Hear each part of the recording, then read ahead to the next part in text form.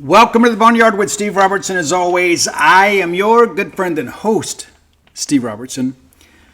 Got a lot to talk about today. We're going to change things up a little bit. I know many of you don't want to relive that game. I don't either, but I'm going to kind of share a few thoughts about our performance, but we're not going to break it down play by play. You don't want to hear that, and I don't want to say that. So right out of the gate, let me just go and let you know, we're going to do it a little bit differently today. It was miserable sitting there. I never thought, even 5 minutes before kickoff, that we would lose that game, much less get blown out in a game 41-17. And take nothing away from Toledo. They came in here and whipped us. They did. It's like you look at the Arizona State game and you say, well, one or two plays, you don't have that same conclusion this go around. Not going to be a pity party. Also not going to be a sunshine pumping session by any stretch of the imagination. The reality of it is that we're not putting a good product on the field.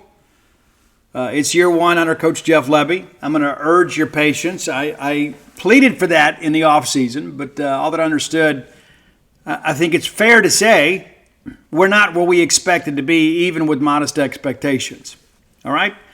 Before we get too deep in the reads, let me tell you guys, we got some brand new cowbells today from the Bellsmith. And Patrick is one of our own, does amazing work. If you're looking for cowbells, go to the Bellsmith. And, that's over the course of last year, our passions, mine and the bride's, have been the Dude, the biography of Duty Noble. You can pre-order at dutynoblebook.com, and you should. About 1,000 people so far have already pre-ordered. That's not even counting the bookstore. So we got thousands of books already ordered. Yeah, you need to jump on that too to ensure that you have it for Christmas, because there is a good chance we're going to run out of the first printing between now and Christmas. A lot of bookstores out there already kind of stocking up. But also, too, True Rest, it's our secondary business, had our best weekend ever this past weekend. And if you're looking for relief from chronic pain or anxiety, or just kind of need a little moment to yourself, come to True Rest at 662-268-7601. Follow us on social media at True Rest of Starkville. But, Patrick made us some cowbells to kind of commemorate the year. And, want to give a shout out to some people, too. It's like, I'm always amazed at the quality of all this. It's just absolutely nuts, man. It's absolutely crazy that, the way this thing works.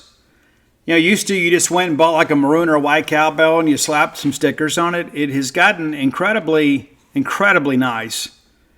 Now, if you can do a cowbell like as a wedding gift.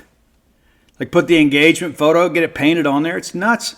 Gail Belk did the painting on the Dude cowbell.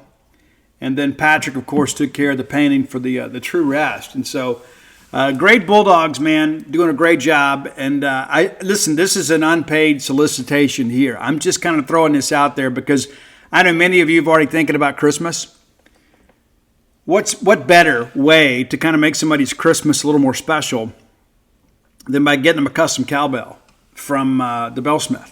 You can find him on Facebook, Twitter, Instagram, all that good stuff. Does a lot of deals with our student athletes where you can buy a bell for a student athlete, and some of that money, of course, goes to their NIL funding. Right? Cool stuff. So be sure and check that out. Again, the Bellsmith, the best, proprietor when it comes to Mississippi State cowbells. It's so interesting, too. I sent a picture of the True Rest cowbell to the company president, and she said, hey, I want one. So I had to send her the link to the Bellsmith. Again, Patrick, a great Bulldog. They live over in West Point, right here in the Golden Triangle. They can take care of you. So many cool things, too, whether it be, graduation, maybe just a special gift. I have got a Bellsmith bell with every one of my book covers of the sports books. But I don't think Patrick did Flim Flam. I don't think that's right. But I got Flim Flam, and then he did Villains and Alpha Dogs and Dogpile, and then now the Dude. And Dogpile and the Dude have like a baseball helmet handle, or baseball bat handle, excuse me. There is no handle on a helmet. But you know what I'm saying. It's just amazing to me the quality of work that you get. So be sure and check out the Bellsmith when you get ready to order cowbells. Let's thank our friends at Bulldog Burger Company, longtime sponsors of the show. I love them. They love me. I loved them long before we had an advertising relationship because I thought it was the best place to eat in Stark Vegas for lunch. Because I know when I go in there, I'm going to find something that's going to scratch that itch. Sometimes you just want to eat, right? I got to get something to eat. But when you want a dining experience, even for lunch, Bulldog Burger Company is going to be able to take care of that for you. There are a lot of places you can eat, not a lot of places you can dine. And that's what the Eat With Us group brings us. And as always, let me recommend too, you got nieces and nephews, grandchildren that are students at Mississippi State. Go to eatwithus.com and you can order some gift cards. Yeah, to give them a night out on you, whether it be Bulldog Burger Company, the grill, Sweet Peppers, Harvey's, of course. That's the way to go. You can order those gift cards right there with Eat With Us, and then you can mail them to them, and you'll be the cool aunt or uncle or grandparent by doing so. It's a great idea. Yes, it is, Steve. It is a great idea. So go ahead and get it done. But for those of you that are just kind of looking for a dining experience, go put your feet under their table. 3 great locations to serve you: University Drive in Stark Vegas, Gloucester Street there in Tupelo, Lake Harbor Drive in the Ridge and Flowood area. Get the spring rolls as your appetizer. They'll make you and everybody around you better looking. I have seen photographic proof of this. In addition to that, get that chocolate shake to go. But the main reason you go for the burgers, man. And, sometimes you say, hey, Steve, I don't want to eat that heavy. The kids do. The kids always want burgers and fries. Or they want the sweet heat chicken sandwich. Or they want those Sloppy Joe sliders. There's so many great options to choose from. And while they're doing that, maybe you get the BLT salad. I like it grilled. You may like it fried. I'm from South Mississippi. I know that's sacrilege to get grilled chicken. But I love it. I do. It's a little healthier too. Trying to keep that girlish figure, these days too. And so you need to go by and enjoy that yourself. Next time you're in town or you're on your way to Stark Vegas, be sure and stop at one of those locations to get some Bulldog Burger Company. The place where people go to meet. M-E-A-T. Okay. It was terrible. And there's no sugarcoating that. And there's no need to try because none of you would believe it, right? The reality of it is that you, like me, are among the dedicated lot when it comes to Mississippi State fandom, right? You wouldn't be listening to a Mississippi State podcast if you didn't love Mississippi State, unless you just hate us and you just want to hear us grovel. Well, I'm not going to sit here and do that. But I do want to go over some team numbers, and then I'm going to go through some personnel groups and kind of share with you what I'm seeing, what I'm feeling. So Toledo had 26 first downs in the game. We had 21. Not a huge disparity there, but that simply can't happen. And of course, and let's be fair to them too, they were accumulating yards with a much greater proficiency than we were. They ran for 9 first downs, threw for 14, and some of those are big third downs. There were some big third downs in this game. We'd get them behind the chains, and they would still convert. We'd drop in his own coverage. They'd find a hole in his own. We had 14 passing first downs, so you'd expect that when you're the trailing team. They had 3 by penalty, too, so some self-inflicted wounds there for your Bulldogs. We only netted 1 first down by penalty. They ran for 169 yards. A far cry from what Arizona State did. But when they got ready to shorten the game, I won't say they ran at will. We did a better job against it. And, of course, they don't have the running back that Arizona State does. But it just seemed like even though the numbers weren't as gaudy, it seemed like in every important situation, like on 3rd and short, they found a way to get it done. Mississippi State ran for just 66 yards in the game. That's 3 consecutive games. We have not been able to get the running game going, and it really felt like that we had more of a commitment to the running game. You came out, kind of had Kevin Coleman take a direct snap. We're trying to do some things to kind of jumpstart the running game. Didn't get it going. And that's 27 attempts, averaging 2.4 yards a carry. And I continue to see Mississippi State running backs running to the back of offensive linemen. Passing, we threw for 319 yards, 28 of 40, and the first interception of the year for Blake Shapen. They threw for just 285, but 23 of 28. That's kind of reminiscent of last year, right? How many times did we get in a 3rd and medium or 3rd and long situation, and we simply couldn't force an incompletion? Their average attempt, though, 10.2. Average completion, 12.4. They exceeded us in both of those. And again, we're supposed to be the high-powered vertical offense that's going to make you defend the deep third. Our average yardage of attempt is 8 yards. Average completion, 11.4. And what's interesting, too, they had a couple of drops. Only 5 incompletions in the game, and a couple of those were drops. So it's not like us. We're just out there making a play. They outgained us 454 to 385. It's terrible. They had 8 penalties for 50 yards. We had 10 for 104. And it seemed like so many of those were crucial. We had that one roughing the passer. We had a targeting penalty. And that targeting penalty was a frustration penalty. It was. They punted 2 times for 76 yards. Probably the hero of our game was Nick Barmira. 4 punts for an average of 49.5 yards a punt. We were hoping, that they would kick off to us so we'd have the opportunity to return some kicks. Well, they kicked off 8 times, only 3 touchbacks, so we did get that opportunity. We just didn't make much of it. Had a couple of nice returns from Booth up around the 30-yard line, but we never really broke one. We had 4 returns for 96 yards, average 24 yards per. We had 1 return right at 15 yards. But, control time possession, again, it's one of those things, too, if you can go fast and not really worry about TOP, and everybody's like, well, that's the most overrated statistic in football. It is when you win, but when you're losing and you need the football and somebody's playing keep away from you, you want to be able to, to get some stops and get the football back, and that's really been an issue for us. And so that's become a very popular narrative, but TOP doesn't matter. Well, it matters a lot when you're the team without the football. Third down conversions, they were 7 of 13. We were 6 of 13. They went for it twice on 4th down, made it both times. Both of those in 4th and short situations. Red zone chances, they were 6 of 7. We were 3 of 4. They had 5 sacks to 0 for us. Pretty rough. Individual numbers. I mentioned in an article a few days ago that Isaac Smith's putting together an All-American type season. Currently leads the nation in tackles. Happy for him, but that's not a great thing for Mississippi State. I mean, at least somebody's making the tackles, but I'd like to see more guys in the front 7 step up and kind of carry some of the workload. I think Isaac Smith is happy to make half the tackles that he does to get the W. Blake Shapen, 28 of 39 for 319 and 2 touchdowns, and again, sacked 5 times. Tough. Now, Johnny Daniels, 10 carries for 59 yards, no negative plays. That's the best ground game we've had this year from Bulldog running back. And I asked Jeff Levy about that in postgame. Do you think maybe you found the running back? And he goes, well, I got to get a little more trust with Johnny throughout the week, which tells me perhaps that he's not a great practice player, but it appears that he is a gamer.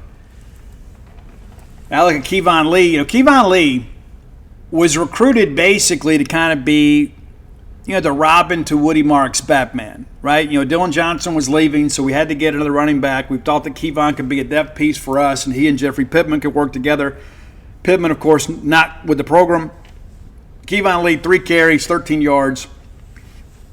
Davin Booth, we tried to make him kind of the feature back in this game, 6 for 12, 2 yards a carry. Blake Shapen, 8 attempts, gained 8 yards, but also sacked a handful of times too, as you guys know, for a net of negative 18. So without Johnny Daniels, we run for 7 yards. Tough. Kevin Coleman, big game for him too, 7 receptions, 77 and a touchdown. He is easily right now our most productive receiver. Mario Craver tends to find the end zone with regularity, 2 catches to 1 touchdown, nice little slant route there for him. Seydou Traore has been a factor, and we knew that he would be. 5 catches for 40 yards. And we talked about Johnny Daniels running for nearly 60 yards. He had 38 also. So all-purpose yards outside of Blake Shapen, Johnny Daniels, your most productive Bulldog player. Need to see more of him. I thought he played really hard, and we'll get to that in just a little bit here. But Kelly Akari, 4 of 32. Justin Bell, 2 of 30. So 7 catches for the Bulldog tight end. And we did find Creed Whittemore for a long of 26, one of the most productive plays of the game. Jordan Mosley, 2 of 21. Of course, Jordan also dropped a sure touchdown pass. And the game was basically decided, but we got to get that thing in. Talking about defensive numbers, too. We mentioned Isaac Smith, 15 tackles. Pretty crazy. Stone Blanton with 10, Brian Lanier with 9, John Lewis with 6. Of course, John Lewis went to SEC Media Days just because we didn't have a lot of returning starters. Trevion Williams with 6 tackles. Like to see some more production from him, but it's good to see him out there playing. Credited with half a TFL. J.P. Purvis with 6, Chris Keys with 6. I mean, you go all the way down the list here, but got a handful of TFLs, but no sacks. So let's kind of talk about what we're seeing. And we'll start with the offensive line. Now, we hit the portal and we had brought in 4 potential starters. This group has not meshed well together. Not yet. Even in the Eastern Kentucky game, we sat here on the show and said, you know what, we need to find a way to get the running game going, and some of that's on the offensive line. I would suggest to you a lot of it is on the running backs. Some people would disagree and say, hey, you know what, the holes aren't there. I think if you go back and you're honest with yourself, and you watch that, we're making some holes. And there are times that we're missing the holes. There are other times the hole's closing quickly. And maybe perhaps the hole's not as designed, but there has been some running room. And I can't count how many times I've seen a running back in a Mississippi State uniform this year try to kick it to the outside and not have the foot speed to get the corner. That's concerning. And again, we knew that the running back room was going to be a little bit challenged talent-wise. I know some other people have talked about all this depth we've had, but we just, you got some guys that are older, but you don't have a lot of guys with a ton of production. McKaylin Pounders, I love that kid to death. I just don't know that he's a left tackle. I think he can help us somewhere else. We pulled him, put Luke Work in, and Luke, of course, a true freshman, the guy that grew up Bulldog. And Jeff Lebby spoke about him a lot today and talked about, his want to. This is a guy that wants to be good. He's going to play some this weekend. Don't know how much he plays. Don't really know where he plays. But Luke comes from a great Mississippi State family. And I'm not sitting here and saying that's always the best prerequisite when it comes to recruiting. We got to go out there and recruit the best 25 plus that we can get each and every year. But you need some Bulldogs in the building. You need some people that understand what it means to wear that uniform. And Luke certainly does that. Nobody is going to enjoy wearing that jersey more than Luke Work is. I can assure you of that. There will be many others that enjoy it as much, but it's not going to mean any more to anybody more than Luke Work. And I expect him to be a great player for us for a long time. Really do. And to be honest with you, the fact that he has kind of been thrown in there in Game 3 says a lot about him. A lot about him. And I remember somebody just last year said, Steve, I saw them play and they weren't great. And, had a great regular season last year, and they got beat up in the playoffs late, but that wasn't a Luke Work situation. Again, I'm a firm believer is you got to have some guys in there that love Mississippi State, and not just because Mississippi State signs a nice NIL check. Luke Work would have come to Mississippi State for free. Now, I'm not saying he's going to turn down scholarship offers to walk on at State. He may have. Maybe it's a PWO, but, you can't go out there and insult that family by saying, hey, use their allegiance against them. But it has been Luke Work's dream his entire life to play at Mississippi State. So you didn't have to go out there and say, hey, Luke, let's work together a big NIL deal here to get you here. Luke just said, hey, I'm coming. And now here he is. And I think it's guys like him you build a program around. Hey, fans, if you know me, I'm a dog person. I love them. I've got 5 of them. You've heard them on the show before. How about that? And so when things come up involving dogs, I'm always very acutely aware of it. And, our friend, actress Katherine Heigl, kind of discovered there's a lot of dogs out there suffering with some health issues. And she said over 16,000 dogs through her foundation. Says she's seen more and more issues with dogs' joints, odors, and health than ever before. After doing a ton of research, she feels there's one place we can look to support any dog's health. It's their food. So she decided to create something she could actually feel good about feeding her own dogs. It's called Superfood Complete. Superfood Complete is made with over 30 of the healthiest ingredients in the world, including several superfoods vital to your dog's health. Badlands Ranch also supports the Jason Debus Heigl Foundation, which has helped rescue thousands of dogs and placed them in loving homes. How great is that? So what's interesting, is they sent me some sample products. Guys, I use it basically as a supplement, just to kind of see how they like it. They would leave their regular food for the Superfood Complete. It's crazy. They absolutely love it. So go to badlandsranch.com/boneyard, and you can order right now and get up to 50% off your regular price order with a 90-day money-back guarantee. They're putting their money where their mouth is. If you want your dog to experience all these incredible things, go to badlands.com/boneyard. You'll be glad you did. Now, our wide receiver group, I think we would say right now, they are living up to expectations. I mean, Akari's been a little bit banged up. You'd like to see a little more production from him, but that all kind of goes hand in hand with the offensive line. We're not really getting the protection to give up 5 sacks to a MAC team. And listen, to be fair, Toledo has generated some rush all year. And granted, we thought, hey, we're a lot better team than the teams that they played. And maybe we're not. Maybe we're not. But our receiving production has been somewhat limited by our inability at times to protect the passer. But those guys are dudes. Those are athletes.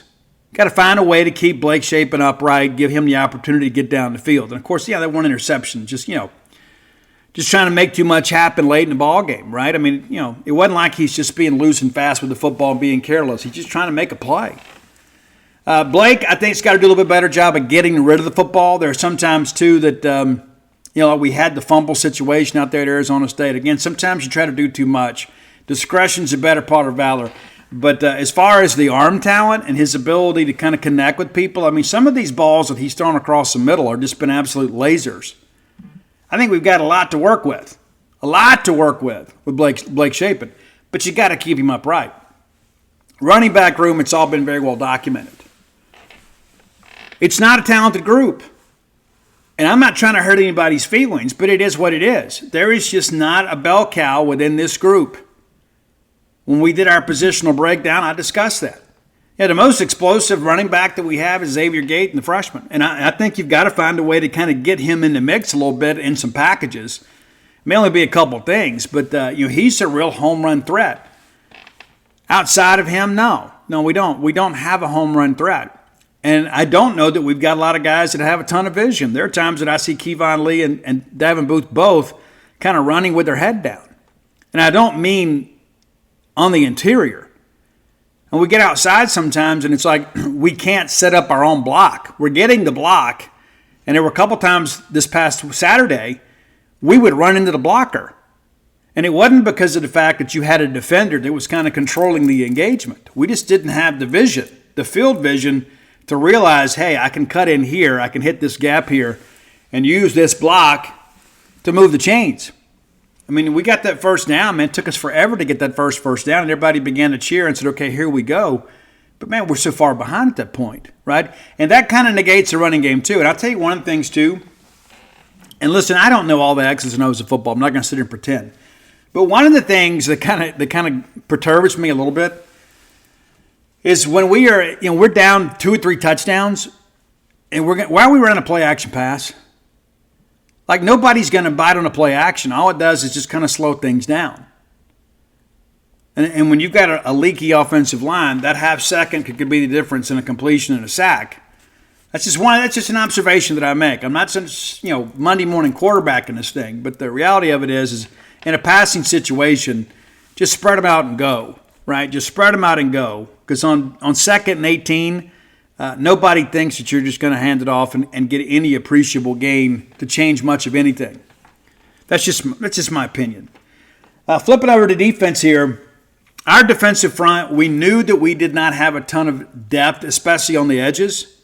We broke that down in our positional preview, thought we had enough big bodies on the interior to kind of keep this thing honest. We've been a little bit banged up. Calvin Dinkins still not back. You hate it for the young man, but you hate it for Mississippi State too. But, one of the things too, when you begin to kind of look along our personnel, we got a lot of short defensive linemen. We don't have those big, robust, 6'3", 6'4", 6'5" type guys. We don't have a true edge rusher. DeMonte Russell, of course, 4-star out of high school. He's had a lot of problems medical-wise, coming in.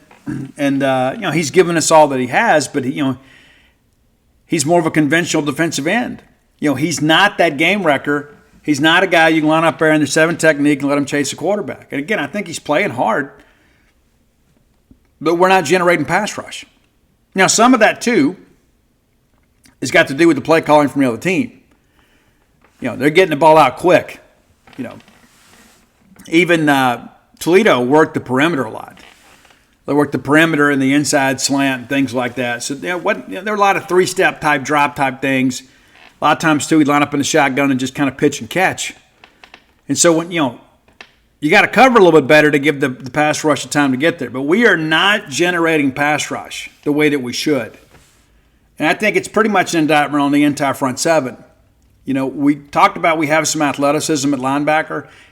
It's not really showing right now. It's not. I'm not going to single guys out. But, we've got some guys out there that have some ability. They got to get off blocks. When you've got guys up front that can't occupy double teams and kind of, free up guys to hit gaps and fit gaps and pursue into the backfield, it's so difficult for a linebacker to have to take on an offensive lineman. It just is. It's not magic, it's math. When you've got a guy that's got that much more, body mass, and you've got to go and counter that guy at or near the line of scrimmage, about the best you can do is kind of hold your own. So you got to have some guys up front to kind of occupy some blockers to free you up to go in there and make that play. And so all that kind of works together. But, we're getting beat at times out there on the edge. And that's the thing, too. When I go back to all this stuff, too, it's like, the thing that frustrated me the most is like we had never seen an RPO before.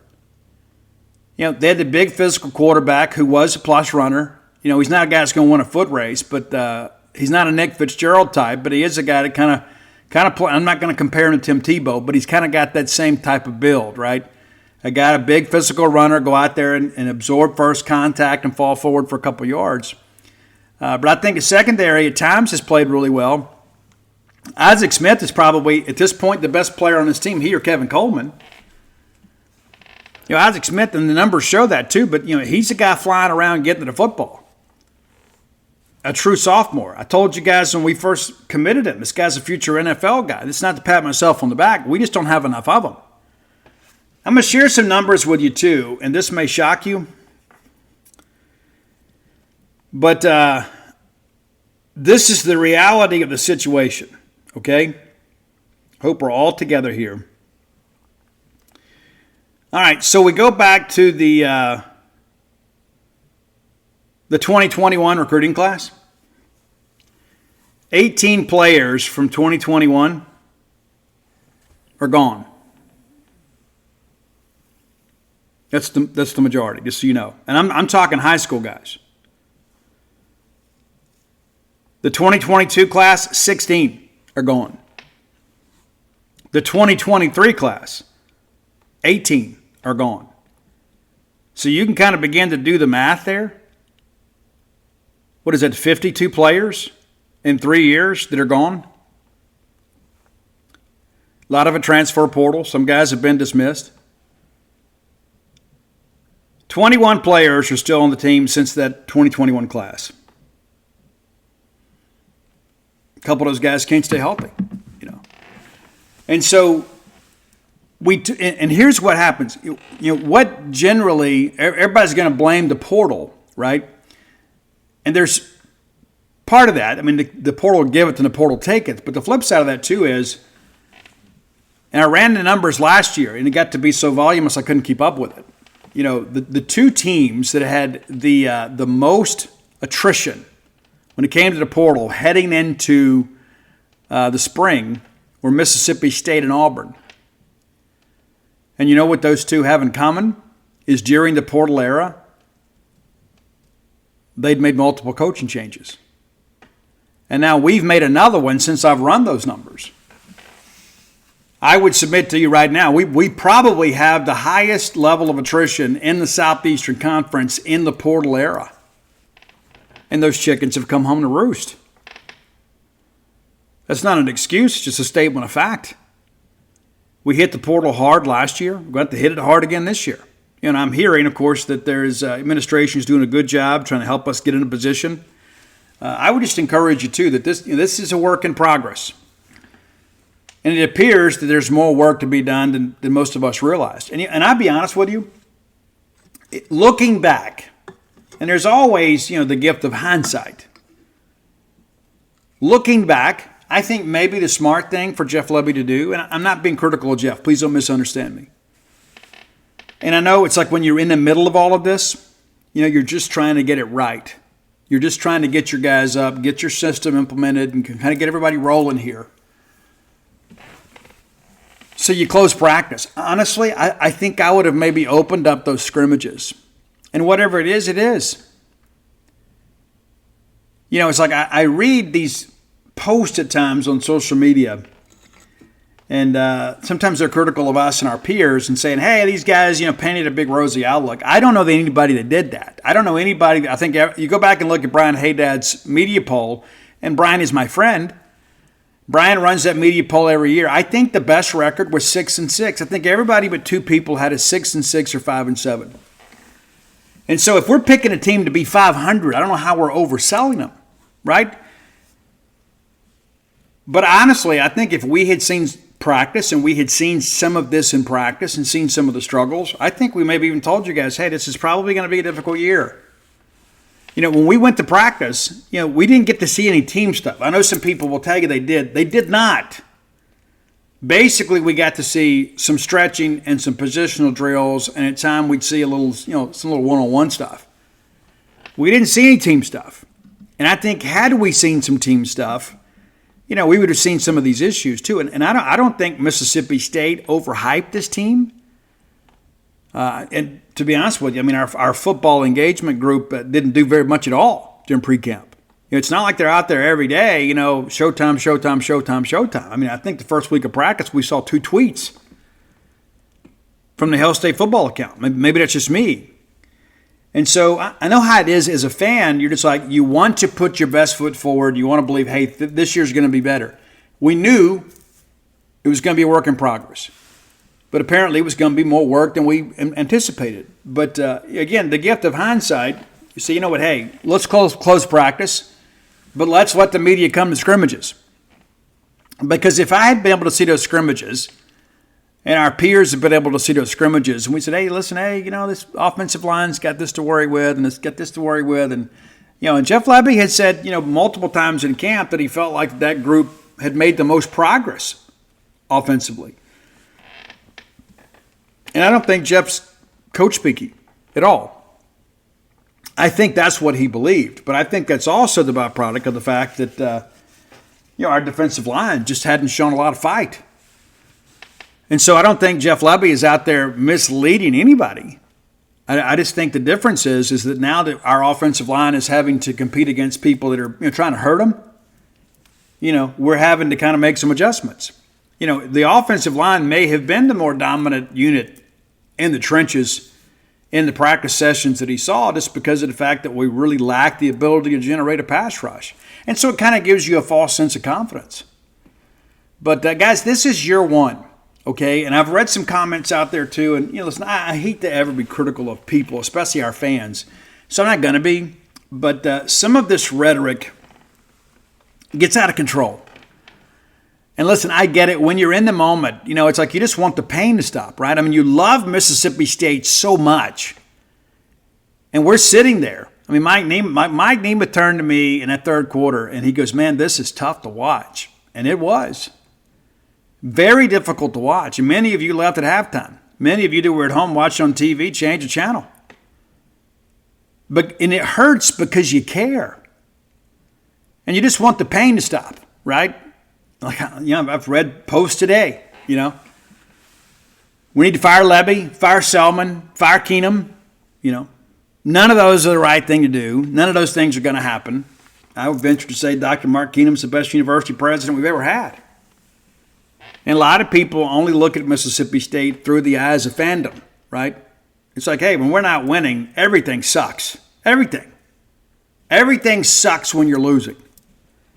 At halftime, I call the wife, and we're sitting there kind of, lamenting the pending loss. And I goes, I'm not sure I kind of like this DJ playing at every stoppage of play. She goes, well, why do you say that? I said, because it kind of negates the power of the cowbells. Like, I can't even hear the cowbells. Like on third down, everything, traditionally those cowbells kind of take over, right? It kind of negates the home field advantage. She goes, babe, you're just saying that because we're losing. I still mean it. But it's just kind of an example. When we're losing, everything sucks. Everything. The hot dogs aren't good enough. There's too much ice in the drinks. You know what I'm saying? There's just, when we're losing, because we all care so much, even though we maybe articulate that disappointment in different ways. Some people are like, you know what, man, it sucks, but I'm going to keep coming. I'm going to keep supporting the team. I love Mississippi State. Other people are like, you know what, I'm not going to do it. I'm going to get out there and rant and rave on social media. Both of those people love Mississippi State the same amount. They're just not quite sure how to handle their disappointment, right? And everybody handles it in a different way. In some respects, it's like death. Steve, are you really equating death to losing a football game? Yes, I am. The emotions of it are the same. Everybody handles things a little bit differently.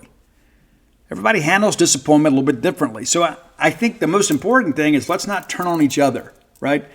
I'm not going to sit here and tell you that I'm going to be the positive police, because what happened last Saturday night was embarrassing. Am I embarrassed to be a Mississippi State Bulldog? Never. Never.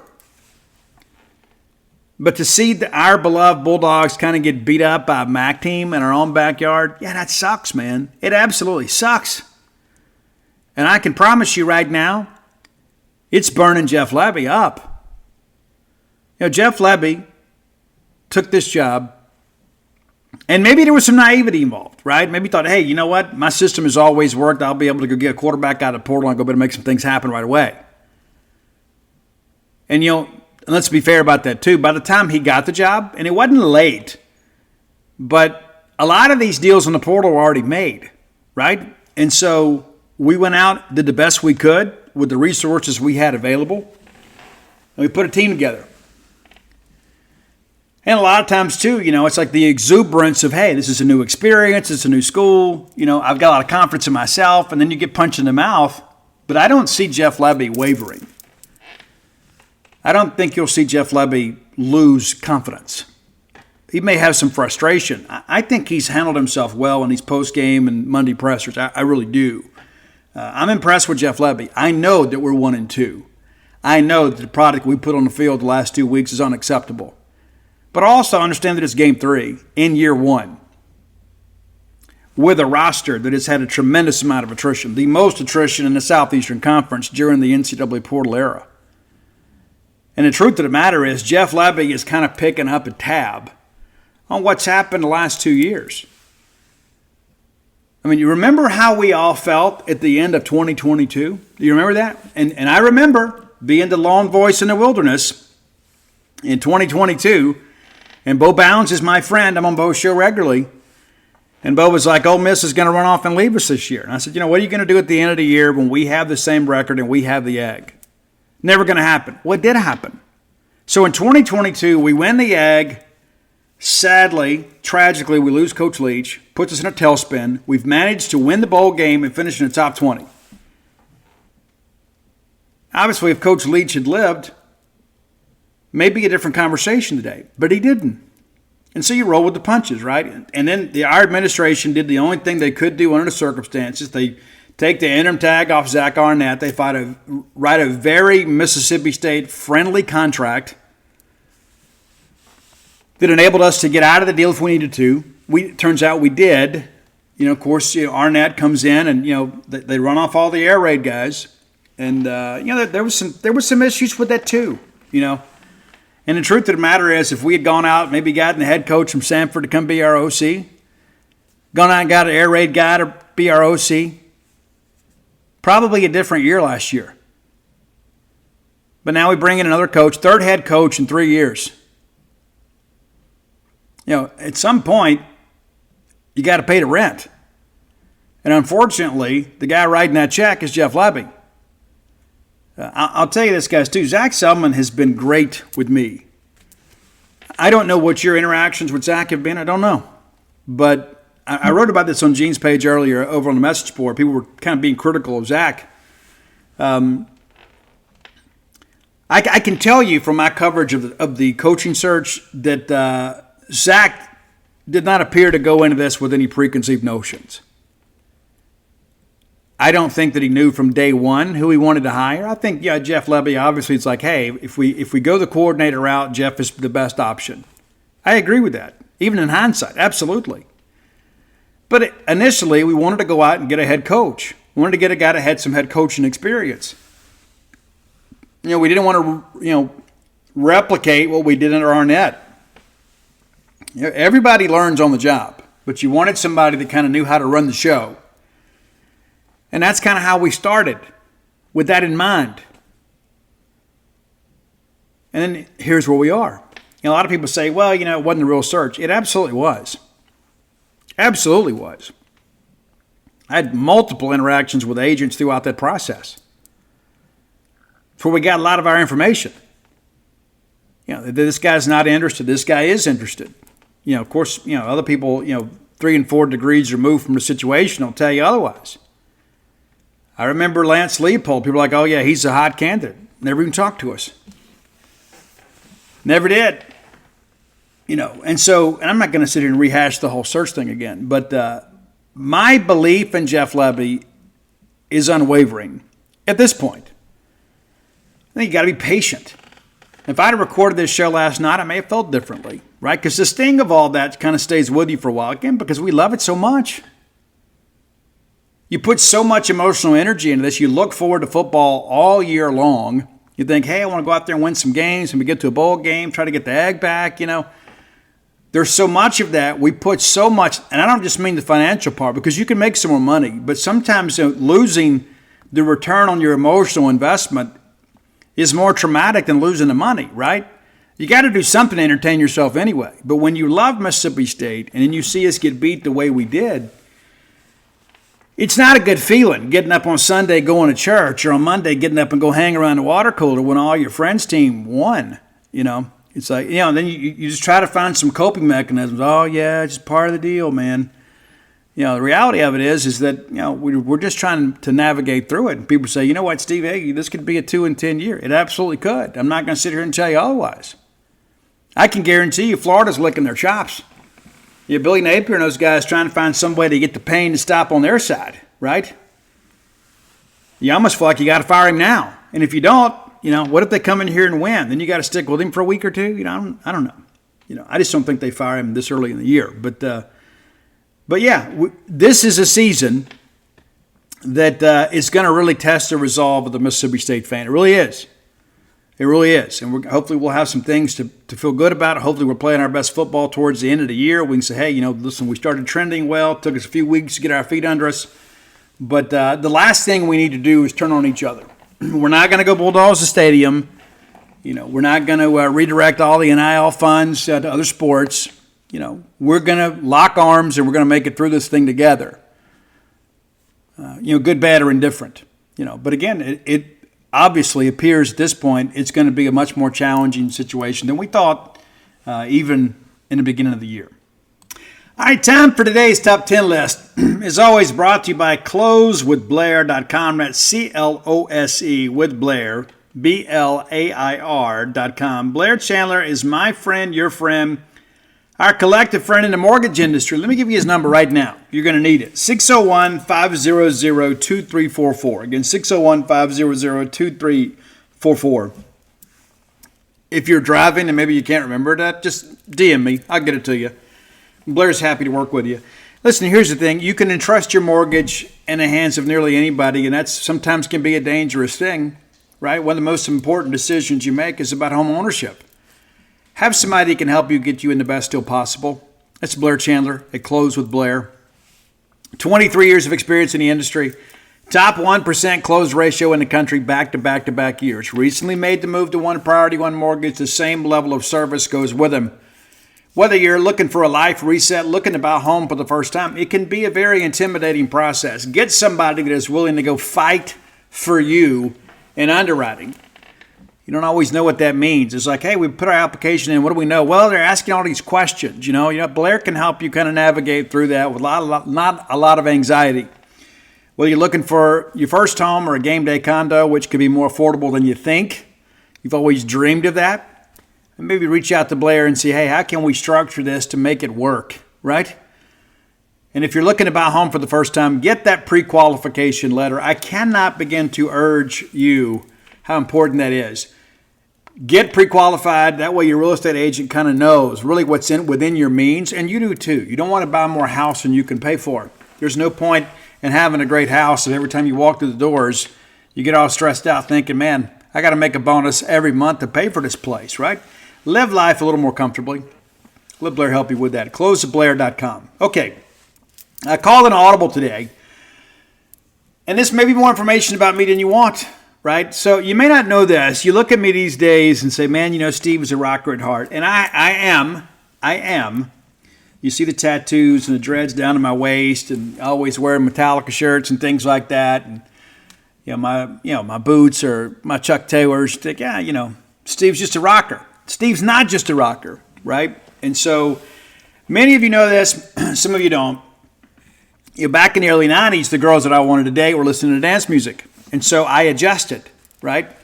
I acclimated to that, right? And lo and behold, eventually I got discovered and had the opportunity to be with this great dance group from Savello, from Baton Rouge called Savello at C''Vello.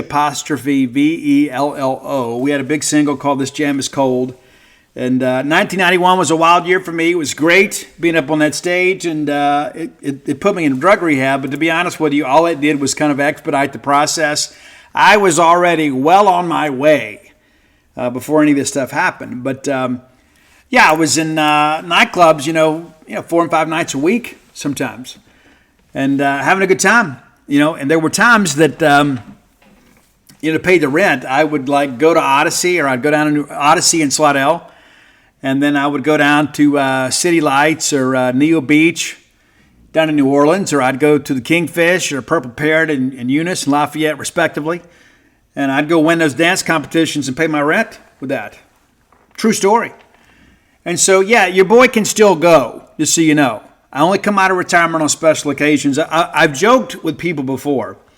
If they ever let me MC Bulldog Bash, I'm going to come out of retirement right there on that stage for all those people. I'm going to do it. I'll just dance in front of everybody. I'll do it. I can still do it. I'm not as light on my feet as I used to be. But nevertheless, dance music was a huge part of my life. It still is. And some days I kind of get in that mood, right? I want to put on some, we used to call it trip hop, right? Back in the old X days. Kuiper, bands like that were very big to me. We played so many dates with those guys. And, of course, Kuiper's background band was a band called Pastel out of Lafayette, Louisiana. My friend Jason Hayes actually went out to California, and he was doing soundtracks for video games. I suspect he still is. But probably one of the most talented guys I have ever known. But nevertheless, it was a lot of fun. I got to meet a lot of people. Made a lot of mistakes, but had a lot of fun. You got to put those tapes the whole way through. I wrote about some of this in When the Bottom Falls. So if you read When the Bottom Falls, you read some of that. But there's some stories out there that I didn't put in the book because I don't want my children to read those, right? I mean, it's not a vanity project. It's about helping other people. But anyway, I was kind of in the dance mood today.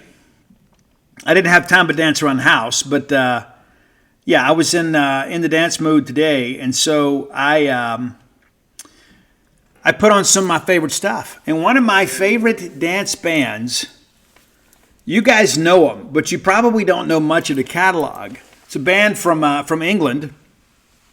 Had the outrageously eccentric Pete Burns as a singer. I'm talking about Dead or Alive. I absolutely love this band.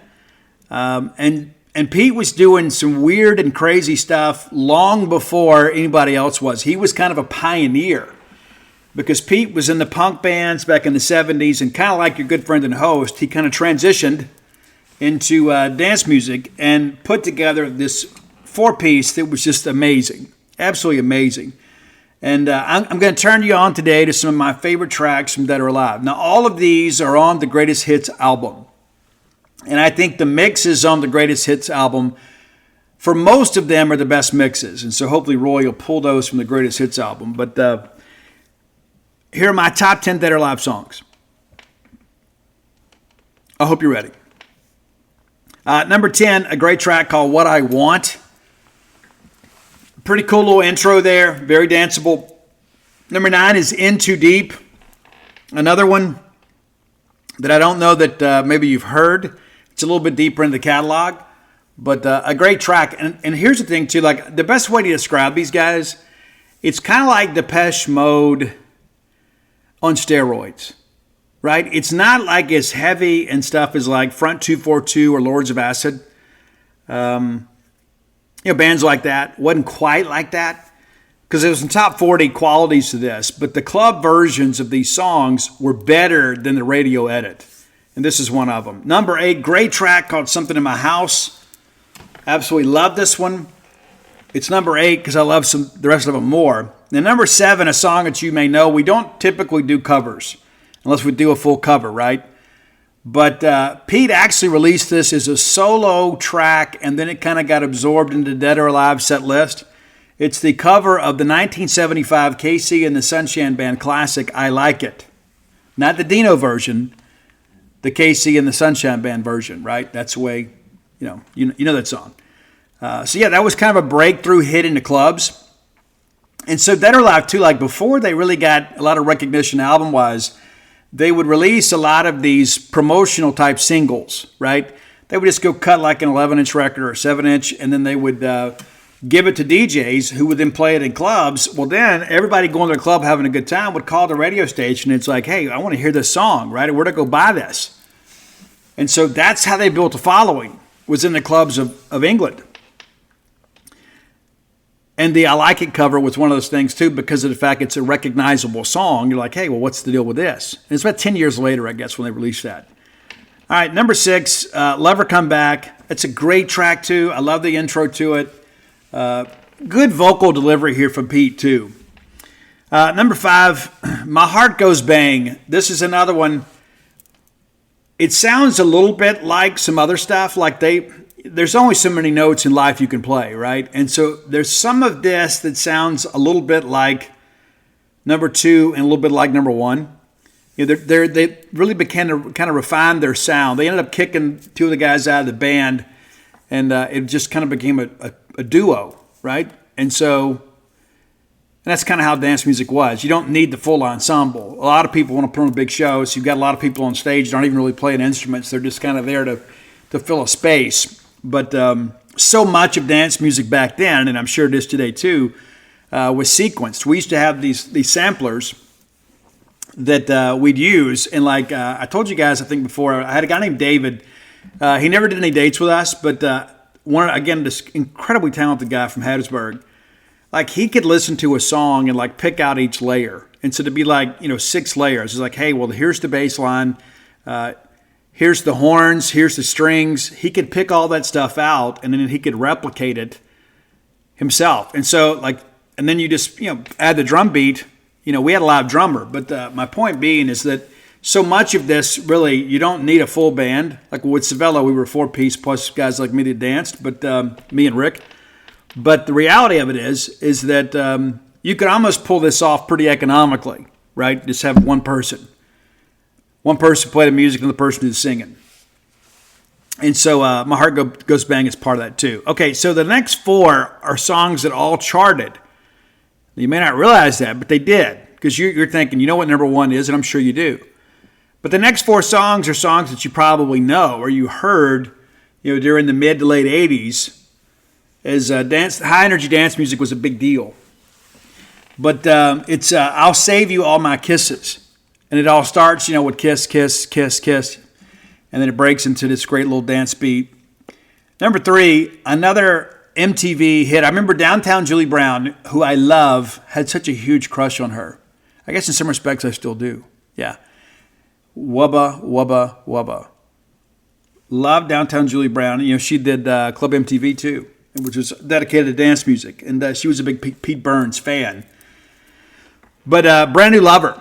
I remember her playing that video on Club MTV saying, and it was a lot of rumors that Pete Burns had had a rib removed, to make himself look thinner. And he kind of had this androgynous look. And he actually was on some celebrity, plastic surgery failure show. I think they said over 300 plastic surgeries. He was a very vain individual. And he said once he knew that he was going to be a visual person and be on TV, he wanted to look good. So every time he made money, he would get something else done. So there's a lot of rumors he had a rib removed. Maybe that's true. But Brand New Lover, it was a song that Downtown Julie Brown's like, hey, I heard that that's the case. And if as thin as he looks, maybe I should do the same. And Julie, no, you don't. You look perfect just as you are. All right. No, that was Brand New Lover, of course, number 3. Number 2, and I could make an argument that this is the best Dead or Alive song. Now, I can't put it number 1 because you guys would never respect that because of the fact there is an obvious number 1, but the best version of this song, and there's about 10 of them out there, is on the Greatest Hits album. And if you download the video, which MTV refused to play, and it's a song called Come Home With Me, Baby. And this song would have been huge in the United States. But because of the fact that it kind of promoted promiscuity, and in the middle of the AIDS epidemic, the record company felt it's irresponsible for us to push this as a single. And the lyrical content is that was probably the right call. But that said, this is the danciest dance song I think there has ever been. I absolutely love this track. The album version, the album is called Nude, and that was another thing too. There was a lot of problems with that. Like Pete was really kind of pushing the envelope. And the record company at the time gave him a lot of pushback. And so Come Home With Me, Baby is a fan favorite because of the fact it likely did not get the airplay and certainly the video play that maybe it deserved because it was a very controversial song at a very difficult time in society, from a health standpoint. There were a lot of people, of course, that were inflicted with HIV and the AIDS epidemic. And so they were like, hey, we can't go out here and look like we're promoting casual encounters in this song. But that understood, the instrumentation on this song is absolutely ridiculous. And on the album version, they don't have the guitar and the horns aren't quite as pronounced. But like in the intro, it comes in and it's like, take a trip you'll never forget. And of course, that's kind of like back to the old hallucinogenic days that in clubs, there was a lot of this stuff that was sequenced by DJs just kind of flowed together. And so it gave a great intro into this song because it was just a little bit different. But I like all the versions of it. The best 2 versions are the album version and then the Greatest Hits version. But I love it. Come Home With Me, Baby. Absolutely amazing track. If you ever want to see me on a dance floor, you put this song on. I have to get out there, right? For me, it's like for many of you, like when you hear back that thing up from Juvenile, you have to go to get to the dance floor. This is me, right? When I hear this song, I got to go out there and jam a little bit. But number 1, and you know what it is? It's You Spin Me Right Round, Baby, Right Round Like a Record. Great dance song. And one of the things that I loved about it, it was, while it got some top 40 airplay, there was enough credibility within the band and enough credibility within the musicianship that it wasn't just kind of passed off as a pop song. It was huge in the clubs. It still is. Everybody knows it. And I think it's a great track. And of course, with Flo Rida, kind of worked on this a while back. And then he was on, Pete was on some celebrity show. Maybe he was on Big Brother. I think he was on Big Brother. And so the song made a bit of a comeback. And then it was played in Stranger Things, and it made a comeback again. But You Spin Me Round, amazing track. And there was an initial greatest hits album called Rip It Up that was put out. But again, the best versions of it are, on the greatest hits album that's called, let's see here. That's the Way I Like It, the best of Dead or Alive. So there you go. And Pete died back in 2016. And it's really kind of sad, too. It's like when you think about these people that, were so incredibly talented, right? You think they're kind of immune from life's problems, and it's like I've told you guys before, the Lane Staley death was one of the worst things ever, It was kind of the same thing for Pete, though it wasn't really, the drug-induced thing. But, Pete was a guy, obviously very vain and really kind of lost his looks, was very disheveled and put on some weight there at the end. And Kind of died, kind of a lonely person in many respects. But it just goes to show you. I mean, life is no respecter of persons, right? We're all going to get out of here at some point. We've got to make as many memories as we can and do as much good as we can before we punch a clock. So if you have ideas for the top 10 list, reach out, let us know. Best way to do that is to hit us up on social media. I'm on all forms of social at Scout Steve R. And Roy Samanti, the keeper and distributor of our great list, is Dogmatic67, DAWGMATIC 67. You can follow him on Spotify too, and our amazing list will auto-populate to your phone. And hit us up, let us know when you have ideas. We got some kind of stacked up, but you never know. Your idea may be better than theirs, and we may do yours next. All right, next segment of the show brought to you by Campus Bookmart, a Starkvillian institution. Man, I love Campus Bookmart. I spoke to Miss Kathy Brown today. How about that? I love Miss Kathy Brown. All excited about the new book coming out, and they'll be selling it there. We'll do some book signings there. Excited to be back around them. Every time I go in there, though, I have to be careful. Yeah, because I'm going to spend too much if I'm not, because they have such good Mississippi State merchandise available for us to purchase. If you're looking for Mississippi State merchandise, look no further than Campus Bookmart. A lot of people make the claim, but they had the best selection. They are pretenders to the throne. And here's the thing, too. The folks that run Campus Bookmart, they're Mississippi State people. They kind of rise and fall with us, right?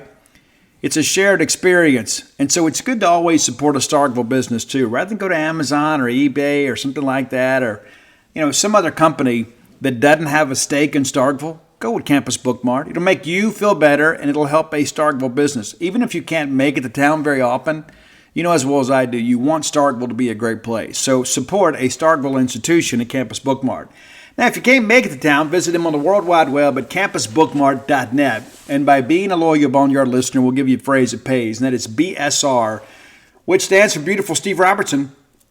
That gets you free shipping on all orders over $75. Any order less than $75, absolutely incomplete. All right, let's take a quick look back at the weekend.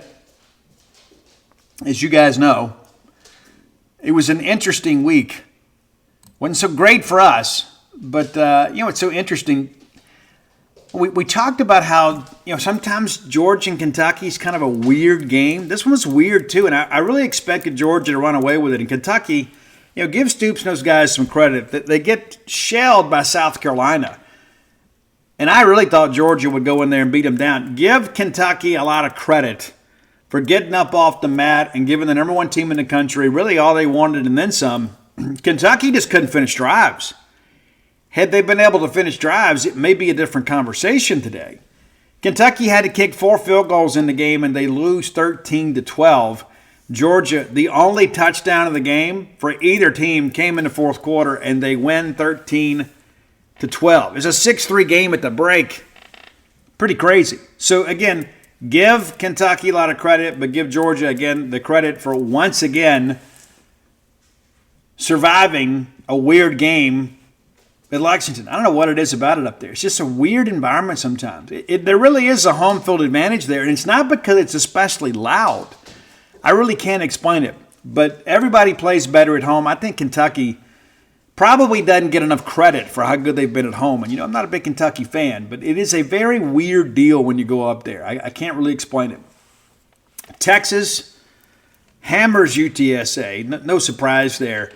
And again, Texas probably the best team in the country, not named Georgia. You could probably make an argument that perhaps Texas, after this first couple of weeks, might be better than Georgia. I'm not ready to make that leap, but I can also recognize the fact that there's some people that may share that line of thinking. 56-7 winners over the Roadrunners. Arch Manning throws for 223 yards and 4 touchdowns and ran for another. Alabama goes up there. And Luke Fickell said it himself. If you never had your butt beat, it just happened. Alabama just absolutely engulfs the Badgers. We thought going to Camp Randall may be a bit of a challenge for the first half, but ultimately the athletes of Alabama would take over. Hey, they took over earlier than we expected, did so in the second quarter. It's a 21-3 game at the break, and then from there, it's all Jalen Milroe, who accounts for 5 touchdowns in the game. And then, of course, Wisconsin's quarterback, Tyler Van Dyke, goes down. Former Bulldog comes in. Yeah. Didn't work out well, though. 42-10 winners is Alabama. And again, I'm just still not sure how good they are. But even though it's not a great Wisconsin team, anytime that you go into a Power 5 team's backyard like that, or Power 4, whatever we're calling it these days, and you smack them like that, it gets your attention. Ole Miss, we felt like, hey, Ole Miss would overwhelm Wake Forest, and it could be a weird game early, but again, Ole Miss would win this game handily. This thing was over in the first quarter. Ole Miss with 20 points in the first quarter. They lead 20-3, and it's a 23-6 game at the break. The Ole Miss defense takes over in the second half and shuts them out. 40-6 winners. Jackson Dart with 377 yards, 2 touchdowns, and a pick. So a good game, for the Rebels. And again, this Wake Forest team is 1-2. They're not what they were under Jim Grobe. But again, you go play a Power 5 opponent on the road. It's a little bit dicey at times, but Ole Miss takes care of business. And as much as Bulldog fans don't want to admit it, it's a really good Ole Miss team. A lot of people are scared to admit that because they're worried about what's going to happen in the Egg Bowl. We'll play that game when it gets here. But it is perfectly appropriate, even for a Bulldog, to kind of give people credit when it's due. Wild game between Missouri and BC. I picked Boston College to cover and Missouri to win. That works out well for me.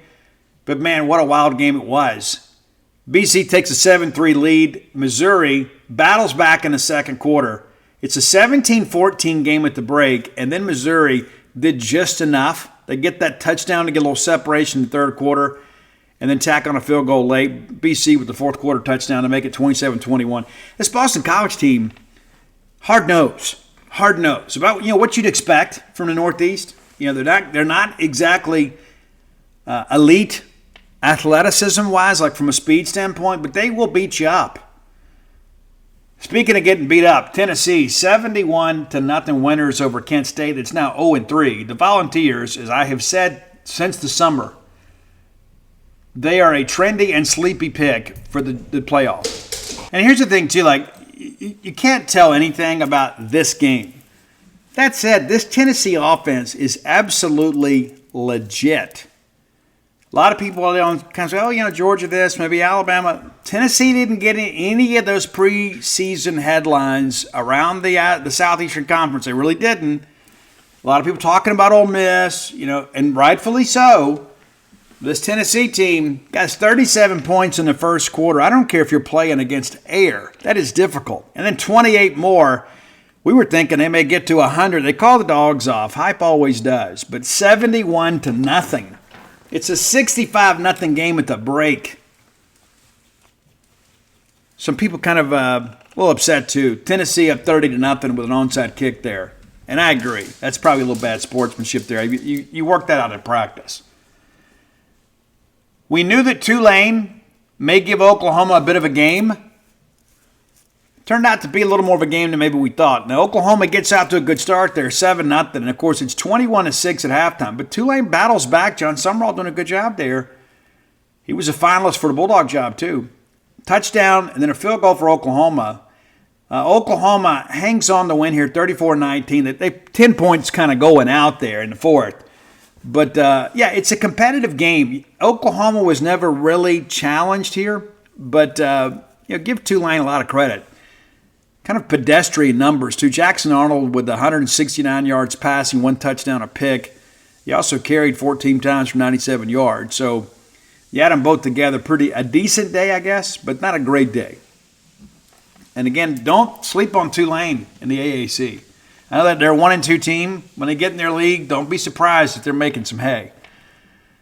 Wild game from Columbia, South Carolina. Watch this one. And let's be honest about this. South Carolina should have won the game. They should have. And I'm not talking about the officiating. But South Carolina should have won this game. They get out early, LSU kind of comes back, and it felt like LSU was, even though they were given every opportunity to kind of climb back in it, they gave it back. Like that big pick in the end zone. I know it was returned for a pick six, and some people have complained about the blindside block on Garrett Nussmeier, right? They said, well, he only shoved him. It doesn't matter if it's a shove or a shoulder or a decleater.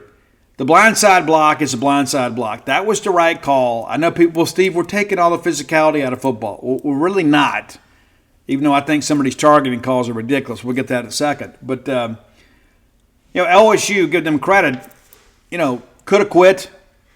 They didn't quit. South Carolina has a chance there late to kick a game-time field goal. I needed that to go to overtime so LSU could cover.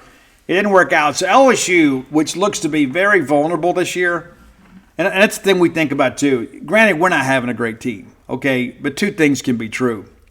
We make this schedule rotation like, hey, we're getting away from Alabama. LSU looks vulnerable. Kentucky looks vulnerable. Auburn looks vulnerable. Sometimes be careful what you wish for, right? South Carolina now 2-1. LSU 2-1 on the season as well.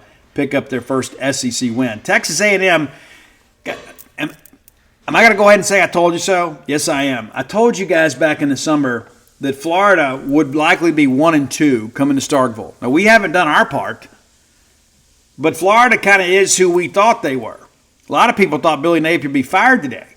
He wasn't, but it's pretty crazy, It's pretty crazy what's happening in Gainesville. And, the big question is, when is it going to happen? And people say, well, if Mississippi State wins this week, they'll fire him. I don't think they fire anybody 4 games in. But you got to try to salvage something. Mike Nemeth, of course, works for us over at Gene's page. And Mike has the administrative type experience that I enjoy kind of picking his brain about. And he goes, you got to think about the rest of the year. And it's like, hey, if they lose to Mississippi State, the swamp will be half filled. Well, then that's half as many drinks getting purchased. That's half as many people coming and buying merchandise. You got to think about that. You think about how things went last year. We'd like, hey, we'll let Arnett finish the year. Well, nobody was going to be at those last 2 games, right? And so instead you fire Arnett, and what do you know? Huge crowd against Southern Miss, and then a good crowd against Ole Miss. And had we not fired Arnett, there may have been 15,000 people there for that Southern Miss game. But A&M, I'm not sure how good they are, but it's crazy to think about how well they run the football, which is not a great thing for us. But they get up 20-0 in this game. Is that right? That didn't feel right, but it was 20-0. And then Florida kind of makes it a game a little bit there in the third quarter, but it's a 33-20 final. And I don't think anybody walked away from that game thinking, hey, Florida's about ready to turn a corner. They're figuring some things out. Of course, they got the Lagway and the Mertz quarterback situation. They're trying to use both of them. It's just not going to work. Arkansas got all they wanted and then some from UAB. Guys, it was 20-20 at the break. And then Arkansas gets a little separation there in the second half, and they hang on to win 37-27. And there was so much talk about this Arkansas offense the first 3 weeks. You got the best coaches in the country breaking down film, and UAB, a team that doesn't have SEC talent, takes this game to the fourth quarter. Yeah, down a touchdown in Fayetteville. That offense scored late to kind of put this thing away, but not quite as proficient as they have been. And so that's something to continue to watch. Vanderbilt, we knew it couldn't last. I trusted you. You guys let me down. I knew Georgia State at home would be a little bit tougher, but I still thought Vanderbilt could pull it off. And give them credit. They get down and they rally late. It's a 12-10 game at the break, and then Georgia State, takes a 12-point lead?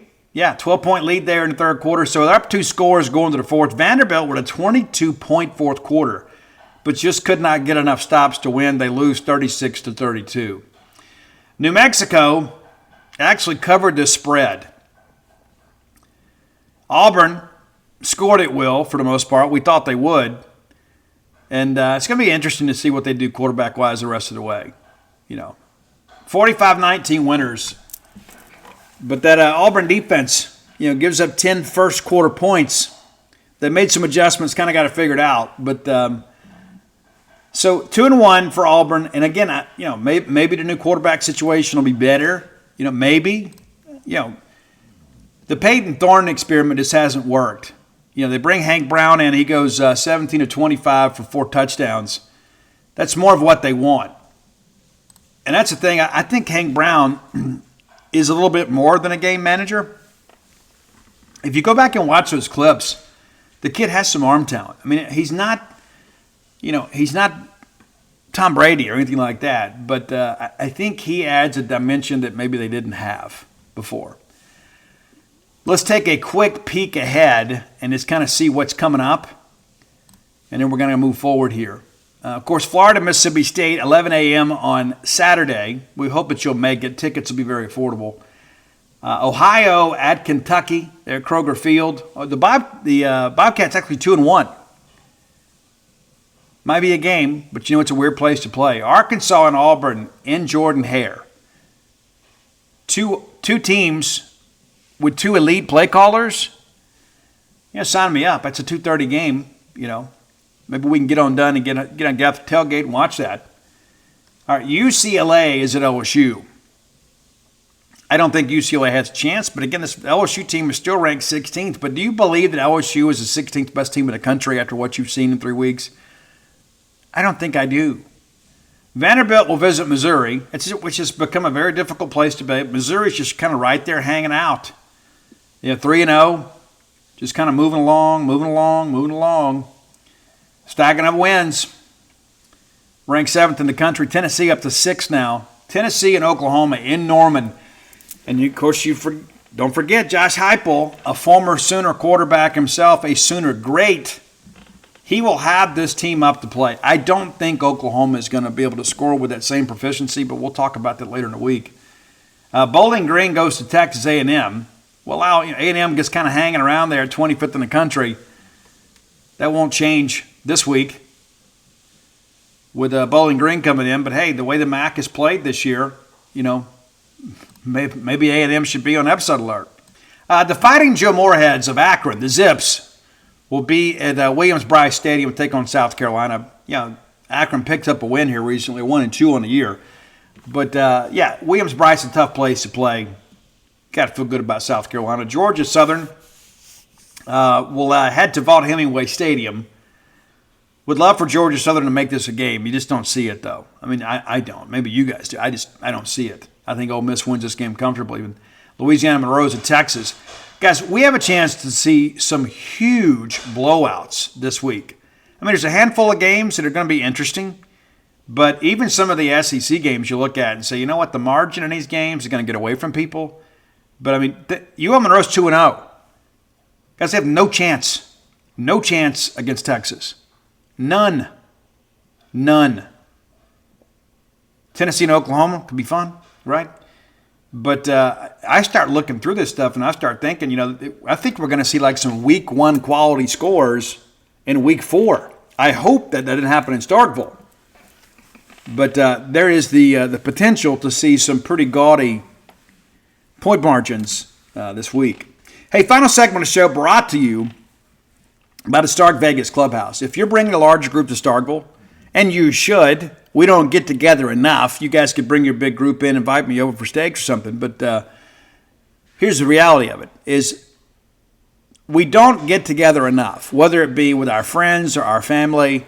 And I don't just mean the friends down the street. I mean like your friends from college, your friends from high school. I mean your friends from work or whatever. There's just sometimes it'd be great to get everybody under one roof and just have a weekend together. How great would that be? It'd be incredible. So why don't you do it? Google Stark Vegas Clubhouse, and when you do, their Facebook page will auto-populate. You can look through the pictures and peruse all the amenities that are available to you at the Stark Vegas Clubhouse. You'll be glad you did. You'll see that full-service kitchen, the wet bar. You'll have that fire pit outside, that expansive back porch area, which is fabulous. So much room to kind of stretch out and have a good time. 5 bedrooms, a couple of baths. You can go by and stock up all the groceries and just hang out all week and enjoy being together. We got an open day coming up too. So maybe you're kind of in the habit of kind of getting out and going and say, hey, why don't we go to Starkville and kind of enjoy Starkville when it's not a game day? Have a chance to get out and go to our favorite restaurants and our favorite shops, do a little advanced Christmas shopping. And guys, we're just 5 minutes away from the Mississippi State campus. You can do all your tailgating right there. You don't have to worry about packing everything up twice. You got to pack it up, go set it up, tear it back down, bring it back. Guys, you get that full-service kitchen right there. You can everybody can pitch in and do it all right there. It'll make kind of going back and forth to game day a lot easier to deal with. Now, when you Google the Stark Vegas Clubhouse, some booking options are going to come up. You're going to have the Airbnb, VRBO, but if you want to save some money, I can help you with that. Book through the Evolve website. Promo code BSR10, the number 10, BSR10, gets you 10% off your stay at the Stark Vegas Clubhouse. How cool is that? Just by listening to this show, we're telling you about a cool place and a great place for you to go hang out and have a good time at a discount. The Stark Vegas Clubhouse, the best place to stay in the Golden Triangle area. Okay, let's talk a little recruiting before we get out of here. We had some good stuff happen yesterday. We needed something good to happen in Mississippi State land, for sure. We absolutely needed some good things to happen. The first thing that happened is Demarius Yates, a 2026 running back from Kemper County, committed to Mississippi State prior to the game and kind of hung in there with us. Yeah, it's been a good thing, right? What's also interesting too, not only State has the best two running backs in the state of Mississippi committed for the 2026 class, and they're both in-state kids. In-state kids typically stick, and some people are like, it's so long from that. Can you calm down? Okay, can you stop being a Debbie Downer all the time, right? These recruits think, hey, I can go in there and play. It's important to understand that. Absolutely important for people to understand. The recruits are actually a little more level-headed than the adults because they don't have the emotional investment yet, right? It's like, hey, I'm going to go here and look. This is the best field of study for me. I like the coach. I like the scheme. I think it's a great place. It's close to home. I can go get my education. It's something we should celebrate. When somebody chooses our university, gives us an endorsement of who we are and what we're about and say, hey, I want to be part of that family. And then we got people to go on Facebook and just kind of crap all over it. So stupid. But yeah, it's a big commitment for sure. And also on the basketball front, how about Chris Jans? You talk about a guy that's having a good offseason. It's Chris Jans. Picks up a commitment from top 50 recruit, senior King Grace. Announced his decision on 247 Sports Network. How great was that? And big stuff, an elite guard for sure. And then we've had some other official visitors that have been on campus, and we're excited about that. So again, probably the program right now, you think about the winter sports. I think when you look at what Chris Jans is doing, what he did in the portal and kind of what he's doing on the recruiting trail now, I think you feel like, hey, we're kind of in solid strides right now. The Yates thing, too, is big, too, because of Mario Nash. Like, there was a report last week that, my counterpart on the Ole Miss side felt like after his game day visit up there that they were in good standing. And Mario Nash Jr. comes out today and reassures that, hey, I stand with State. And you can read that. It's a VIP story over at genespage.com, the 247 Sports affiliate. We kind of stay on top of things too. But Yates and Nash are really close. I'm actually going to go see them Friday night. If they play that in Equipment, and so that's the plan. I'm going to shoot down there, get some pictures, and hopefully some video of all of those guys. Keelan Deere's down there too. One of the best running backs in the country. So we'll get some fresh pictures and video of those guys, and we'll have that up for you at some point in the weekend. But I like to get out and go and see the future players. When we take the road trips, to Texas and Georgia and Tennessee, I'm going to go see some players on the way too. On Friday night, I got to sleep somewhere, right? And so I'm going to go check those guys out, and we'll have a good time. We'll get out and kind of enjoy the opportunity to go, get some exclusive footage and images and perhaps some quotes for you guys to enjoy, because you want to know what these guys look like. You don't have to just take everybody's word for it. See for yourself. Now, I think that the Bulldog football recruiting momentum, I think, is going to continue. And, we've talked a little bit about Tyler Lockhart. I went and saw Tyler on Friday night. I absolutely love his game. I did last year. He doesn't have as much help around him this year. They're a lot smaller on defense. Of course, they kind of reached the end of a talent cycle. Had a very talented senior class last year. Of course, State signed a couple of those guys, TJ Lockhart and in fact, Clark. And I understand he's taken his father's name, Forrester. I think that's right, Fred Forrester. And so all that understood, Lockhart still stands out, but he doesn't have as many people out there on defense to kind of keep him honest. When he had Fat Clark out there, it kind of made it easier, right? Because you could play a better team defense. A lot of times when Lockhart gets out there, they kind of run away from him. They're trying to avoid him. He is an impact player. I still expect him to be a Bulldog. A lot of discussion about he will announce here in the coming days. It's something we've been waiting on forever. And I remember around this time last year, I went and watched this kid play against Grenada. And I walked away and I thought, you know what? This kid is probably the best defensive player in the state of Mississippi. A year later, that has been validated. He is absolutely the best defensive player in Mississippi for this class. And State needs some good things to happen on the recruiting trail, especially on the defensive side. Now, a couple guys in at EMCC that State is on. Zay Hardy, defensive lineman. Right now, it feels like it's between us and South Carolina, but he is still going to take some visits. There's some other schools out there still kind of chasing him. He has spent a lot of time talking to David Turner. He has, of course, Ashawn Shepard and others that are here that can kind of explain what the experience is like. And then, of course, the safety, Tony Mitchell. That feels like a State Ole Miss thing right now. It's not to say that other people won't offer. But one of the things that I hear from sources close to Tony Mitchell is that they really don't want him going into some big-time party type atmosphere, right? They don't want him going, maybe going to Georgia Tech, right? Going to Atlanta or something like that. I understand that they want him. He's a kid from Alabaster, Alabama.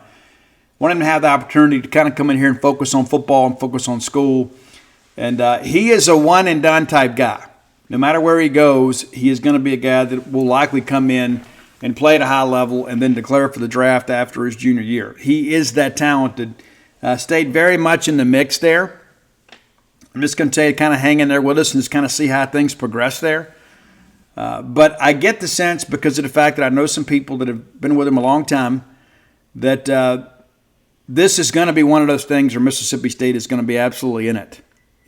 Absolutely going to be in it. And I think a lot of this, too, kind of boils down to that, Starkville is for some people, right? And it may be for you, and it may not be for others. But the pace of life around Starkville is just a little bit different. And this is a guy that lived in Baton Rouge for 16 years talking, I remember times having to get up and take my girls to school or whatever, and it'd take an hour to get across town and back to get them to school. And being here is so much better, right? And there are a lot of people that just kind of like the way we live out here, right? I'm so many recruits over the years that said, I just love Starkville. I love the fact that it's all about Mississippi State. Everybody packs up and comes to the ball games, right? And so Mississippi State may be an acquired taste for some, but for the rest of us, it's heaven. And so I think that's going to factor with Tony Mitchell. I really do. I don't think that you see him, go off somewhere where there's going to be a lot of distractions. I really don't. I think in the end, it's probably a Mississippi State Ole Miss thing, unless something crazy happens late. But I like where Mississippi State stands right now. And so I think this is a situation, too, where we probably got some good things about to happen. I think everybody's kind of hang in here. I'm just going to encourage you guys to have patience, right? Have some patience. As I mentioned earlier, we've had a tremendous amount of attrition in this roster. And there's been so many things that have happened. And unfortunately, Jeff Lebby's having to pick up the tab on that, right? It's not really a reflection. I don't know how you can even truly evaluate this staff based on where we are right now. Now, there's some things out there, obviously, we can correct. And when I went through my positional breakdown, we didn't really talk about the secondary. I think part of that's because those guys are playing pretty well. But there's some things coaching-wise we got to do different, simple as that. But you cannot win the Kentucky Derby with a mule. You can't. It doesn't matter how much you coach him. Doesn't matter how much film you show him. That mule's just not going to have the physical ability to keep up with a thoroughbred. It's as simple as that. We've got to upgrade our talent level. It's because all of these turnovers with staff and, with the portal and things like that. I mean, when Darcel McBath, almost all of his guys went and got in the portal, so we've had to kind of rebuild the corner room. There's just a lot to all this. And, I want to win as much as you guys do, and probably more than most. It impacts our business. People don't listen to the show. People don't buy the books. People don't subscribe to the website. We got a vested interest in Mississippi State being successful. And so I think it's important for everybody to understand that we are all in this thing together. And I think about it too, like everything in Starkville is impacted. Like when football is not good, let's say 10,000 people decide to stay home that normally come. Well, that's 10,000 people that aren't getting a hotel room or eating at a local restaurant or going by the campus bookmart buying shirts. And all of a sudden, you get the cumulative effect of that over the course of a season. You start getting diminishing returns, you start getting smaller crowds, and then people are like, I don't know if I want to go spend money on a Mississippi State shirt right now. And so I think it's important that we all just kind of band together right now. We're all feeling it, right? I'm not going to sit here and tell you it's going to be okay this year because I don't believe that. But I know that it's going to be okay eventually. And I still trust Jeff Lebby and his staff to do a great job for us. And I think he has handled this adversity well publicly. And I can tell you that people have told me the staff itself is not, they're disappointed and frustrated. But they have not lost their confidence. And they're going to continue to prepare and get your team ready to go play a football game on Saturday. Hey, if you hadn't done so, go to DutyNobleBook.com. You can pre-order the new book, The Dude, The Life and Times of Duty Noble. All my sports titles are there along with my memoir, When the Bottom Falls. Might be an interesting read for you too, right? A lot of readers out there looking for something cool that's nonfiction. And that's the case there. And I hope you guys check it out. And again, come float with us at True Rest of Starkville, 662-268-7601. Is that right? Did I get that right? Yeah. But nevertheless, you can find us on social media. And, of course, download the True Rest app. You can book online. And, again, we had a great weekend. We've had some very busy weeks. This weekend was the best. It was busy all day, every day. Had little availability at times, but we had people floating at every slot. And so come be a part of that, and certainly join us over at genespage.com.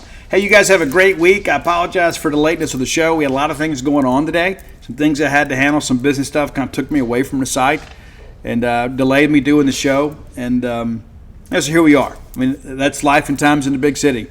But the show is up, and I hope you guys enjoy it. But until next time, let's all live our lives in a way we make more friends than enemies, and people can see a difference in the way we live.